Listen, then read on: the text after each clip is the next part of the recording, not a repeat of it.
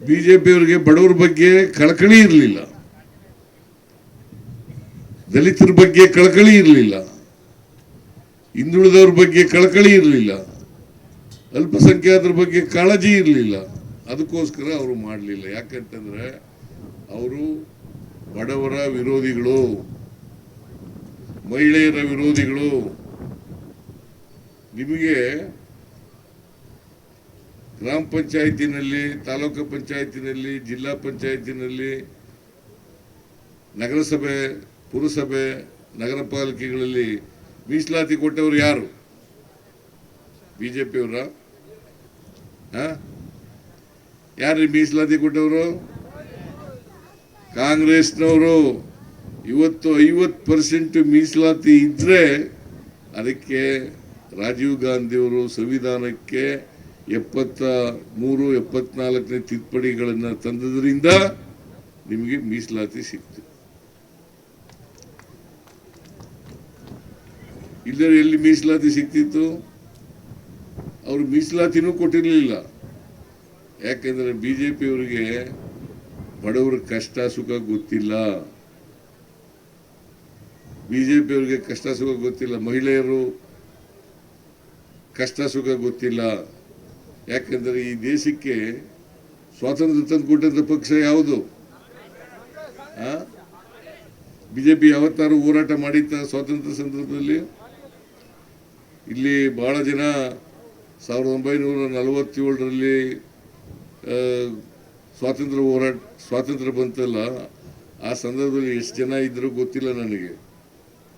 ನೀವು ಇದ್ರೇನ್ರಿ ಸಾಹೇಬ್ರೆ? ನಾನು ಸ್ವಾತಂತ್ರ್ಯ ಬಂದು 3 ದಿನ, ಸ್ವಾತಂತ್ರ್ಯ ಬಂದ 3 ತಿಂಗಳಿಗೆ ಹುಟ್ಟಿದವನು ನಾನು.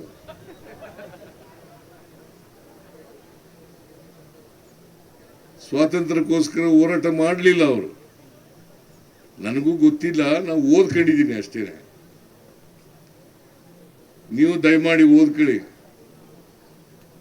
ಯಾವತ್ತೂ ಕೂಡ ಬಿಜೆಪಿಯವರು ಆಗ್ಲೇ 1925ನೇ ಇಸ್ವಿನಲ್ಲೇ RSS ಉದ್ಭವ ಆಗಿತ್ತು, ನಿರ್ಮಾಣ ಆಗಿತ್ತು. ಆದರೆ ಯಾವತ್ತು ಬಿಜೆಪಿಯವರು ಸ್ವಾತಂತ್ರ್ಯ ಹೋರಾಟದಲ್ಲಿ ಭಾಗವಹಿಸಿರಲಿಲ್ಲ. ಸ್ವಾತಂತ್ರ್ಯ ಹೋರಾಟದಲ್ಲಿ ಯಾಕೆ ಭಾಗವಹಿಸಲಿಲ್ಲ ಅಂತಂದ್ರೆ ಅವರು ಬ್ರಿಟಿಷ್ನವ್ರ ಜೊತೆ ಸೇರ್ಕೊಂಡ್ಬಿಟ್ಟಿದ್ರು. ನಮ್ಮ ದೇಶ ಆಳ್ತಾ ಇದ್ರಲ್ಲ ಯಾರು? ಬ್ರಿಟಿಷ್ನವರು.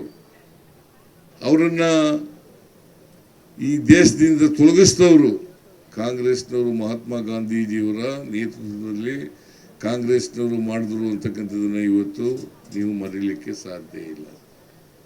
ಈ ಕಾಂಗ್ರೆಸ್ ಪಾರ್ಟಿ ಮೊದಲಿನಿಂದಲೂ ಕೂಡ ಶ್ರೀಮತಿ ಇಂದಿರಾ ಗಾಂಧಿ ಅವ್ರ ಕಾಲದಲ್ಲಿ, ನೆಹರು ಅವ್ರ ಕಾಲದಲ್ಲಿ, ರಾಜೀವ್ ಗಾಂಧಿ ಅವ್ರ ಕಾಲದಲ್ಲಿ, ನರಸಿಂಹರಾವ್ ಅವ್ರ ಕಾಲದಲ್ಲಿ, ಮನಮೋಹನ್ ಸಿಂಗ್ ಅವ್ರ ಕಾಲದಲ್ಲಿ ಯಾವತ್ತೂ ಈ ದೇಶದಲ್ಲಿ ಜಾತಿ ಹೋಗ್ಬೇಕು, ಬಡತನ ಹೋಗ್ಬೇಕು, ನಿರುದ್ಯೋಗ ಹೋಗ್ಬೇಕು, ಅನಕ್ಷರತೆ ಹೋಗ್ಬೇಕು, ಇದನ್ನ ಮೊದಲಿಂದಲೂ ಕೂಡ ಮಾಡ್ಕೊಂಡು ಬರ್ತಾ ಇದ್ದಾರೆ. ಇದನ್ನ ಯಾವತ್ತೂ ಕೂಡ ಬಿಜೆಪಿಯವರು ಈ ಕೆಲಸ ಮಾಡಲಿಲ್ಲ. ಅವರು ಅಧಿಕಾರಕ್ಕೆ ಬಂದು ಹಿಂಭಾಗಲಿಂದ ಬಂದರೆ ಹೊರತು ನೇರವಾಗಿ ಜನರ ಆಶೀರ್ವಾದ ತಗೊಂಡು ಅಧಿಕಾರಕ್ಕೆ ಬರಲಿಲ್ಲ. ಬಂದಿದ್ದಾರ? 2008ರಲ್ಲಿ ಯಡಿಯೂರಪ್ಪನವರು ಮುಖ್ಯಮಂತ್ರಿ ಆದರು ಮೊದಲನೇ ಬಾರಿಗೆ.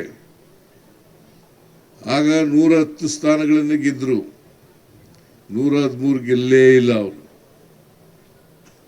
ಆಮೇಲೆ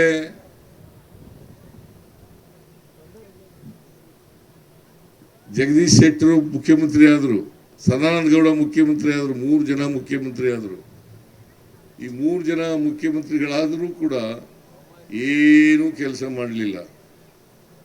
ಆಮೇಲೆ 2019ರಲ್ಲಿ ಮತ್ತೆ ಅಧಿಕಾರಕ್ಕೆ ಬಂದರು, 4 ವರ್ಷ ಅಧಿಕಾರದಲ್ಲಿದ್ದರು ಮುಖ್ಯಮಂತ್ರಿಯಾಗಿ. ಏನಾದ್ರು ಮಾಡಿದ್ದಾರ? ಮಾಡಿದರೆ ಇವತ್ತು ನಾವು ಅಪ್ಪರ್ ಕೃಷ್ಣ ಆಲ್ಮಟ್ಟಿ ಡ್ಯಾಮ್ ಇದೆಯಲ್ಲ, ಅದನ್ನು ಎತ್ತರಿಸಬೇಕಾಗಿತ್ತಲ್ವಾ?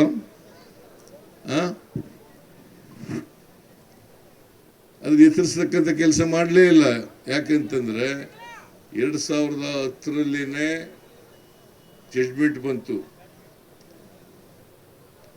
ಸುಪ್ರೀಂ ಕೋರ್ಟ್ನಿಂದ. 13 ವರ್ಷಗಳಾಯಿತು, ಇವತ್ತಿನವರೆಗೆ ಗೆಜೆಟ್ ನೋಟಿಫಿಕೇಶನ್ ಮಾಡಲಿಲ್ಲ. ಬಹಳ ಹೇಳ್ತಾ ಇದ್ರು ಡಬಲ್ ಇಂಜಿನ್ ಸರ್ಕಾರ, ಡಬಲ್ ಇಂಜಿನ್ ಸರ್ಕಾರ. ಕೇಂದ್ರದಲ್ಲಿ ಬಿಜೆಪಿ ಸರ್ಕಾರ, ರಾಜ್ಯದಲ್ಲೂ ಬಿಜೆಪಿ ಸರ್ಕಾರ. ನೀವಿದ್ರ 2013ರಿಂದ 14ರವರೆಗೆ ಅಲ್ಲ 23ರವರೆಗೆ ಇದ್ರಲ್ಲ, ಕೇಂದ್ರದಲ್ಲೂ ನರೇಂದ್ರ ಮೋದಿ ಅವರು ಇದ್ರಲ್ಲ, ಯಾಕೆ ಮಾಡಲಿಲ್ಲ? ರೈತರಿಗೆ ಈ ಭಾಗದಲ್ಲಿ ಮುಳುಗಡೆ ಆಗ್ತದ? ಇಲ್ಲಿ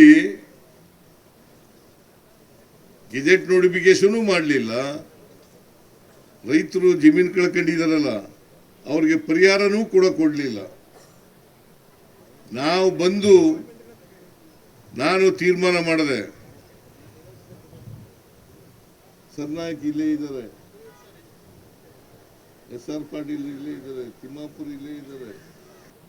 ನಾವೆಲ್ಲ ತೀರ್ಮಾನ ಮಾಡೋದು, ಶಿವಾನಂದ ಪಾಟೀಲ್ ನಾವೆಲ್ಲ ತೀರ್ಮಾನ ಮಾಡೋದು,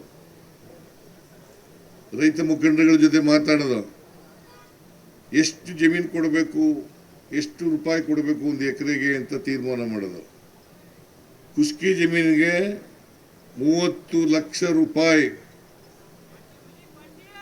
ತರಿ ಜಮೀನಿಗೆ 40 ಲಕ್ಷ ರೂಪಾಯಿ ಕೊಡ್ತಕ್ಕಂಥ ತೀರ್ಮಾನವನ್ನು ಮಾಡೋದು.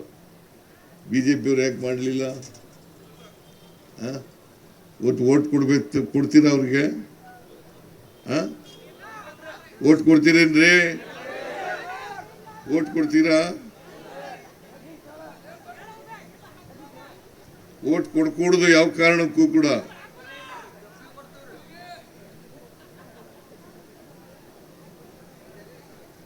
ಅದರಿಂದ ನಾನು ತೀರ್ಮಾನ ಮಾಡೋದದ್ದು. ಆಮೇಲೆ ಮೆಡಿಕಲ್ ಕಾಲೇಜು ಶಂಕುಸ್ಥಾಪನೆ ಮಾಡಿದ್ವಲ್ಲ, ಅವತ್ತು ಚೆಕ್ಗಳನ್ನು ಕೂಡ ಕೊಟ್ಟೆ. ನಿಮ್ಮಲ್ಲೂ ಚೆಕ್ಗಳು ಬಂದಿರಬೇಕು. 16 ಮಂದಿಗೆ ಚೆಕ್ಗಳು ಕೊಟ್ಟಿದ್ದೀವಿ, ಉಳಿದವ್ರಿಗೂ ಕೊಡ್ತೀವಿ. ಯಾರ್ಯಾರು ಜಮೀನು ಕಳ್ಕೊಂಡಿದ್ದಾರೆ ಅವರೆಲ್ಲರಿಗೂ ಕೂಡ ಚೆಕ್ಗಳನ್ನು ಕೊಡ್ತೇವೆ.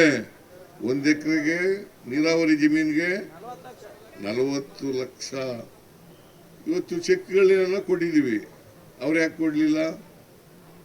ಅವ್ರು ಯಾಕೆ ಗೆಜೆಟ್ ನೋಟಿಫಿಕೇಶನ್ ಮಾಡಲಿಲ್ಲ? ಇವತ್ತು ನಾನು DK ಶಿವಕುಮಾರ್ ಇಬ್ರು ಹೋಗಿ ಒತ್ತಾಯ ಮಾಡೋದು. ನೋಡ್ರಿ, ಕರ್ನಾಟಕದಲ್ಲಿ ಬಹಳ ದಿನಗಳಿಂದ ನೆನೆಗುದಿಗೆ ಬಿದ್ದಿದೆ, ನೀವು ಗೆಜೆಟ್ ನೋಟಿಫಿಕೇಶನ್ ಮಾಡ್ರಿ ಅಂತೇಳಿ ನರೇಂದ್ರ ಮೋದಿ ಅವರಿಗೆ ಮತ್ತು ನೀರಾವರಿ ಸಚಿವರಿಗೆ ಹೋಗಿ ಬಾಗರದು. ಮಾಡಲಿಲ್ಲ, ಇವತ್ತಿನವರೆಗೆ ಮಾಡಲಿಲ್ಲ.